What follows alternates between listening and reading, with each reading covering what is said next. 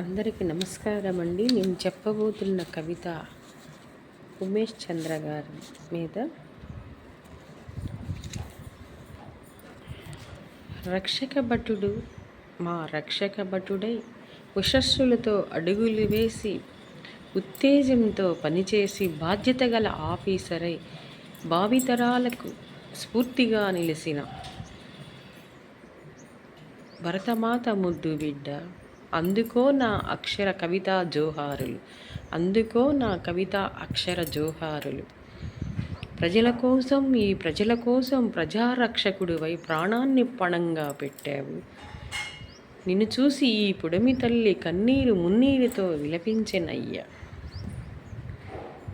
ఉమేష్ చంద్ర చక్కని భావాలతో అవినీతి అన్నది ఎరుగని ఆఫీసర్గా, అందరిలో ఒకరిగా బాధ్యతతో పనిచేసి భరతమాత కీర్తిని నిలిపి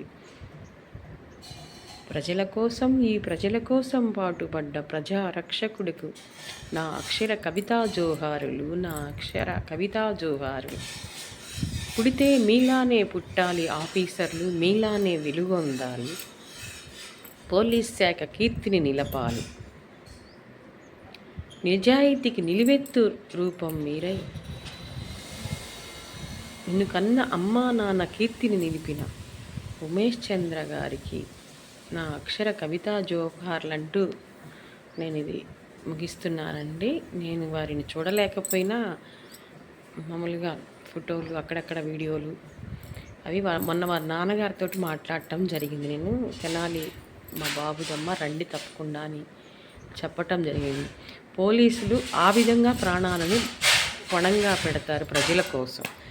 వాళ్ళకి కులాలు, మతాలు, ఇంకోటి అంటగట్టటాలు ఇది కరెక్ట్ కాదు, ఇది మానుకోండి అని ప్రజాప్రతినిధులు అందరికీ కూడా తెలియజేస్తున్నాను.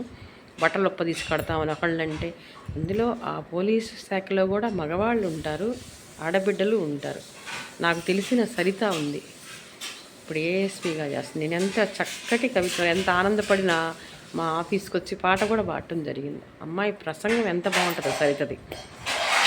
అట్లా నిజాయితీగా పని చేస్తూ ఉంటారు పోలీస్ శాఖ. ఏది పడితే అది మాట్లాడితే జ్ఞానం లేకుండా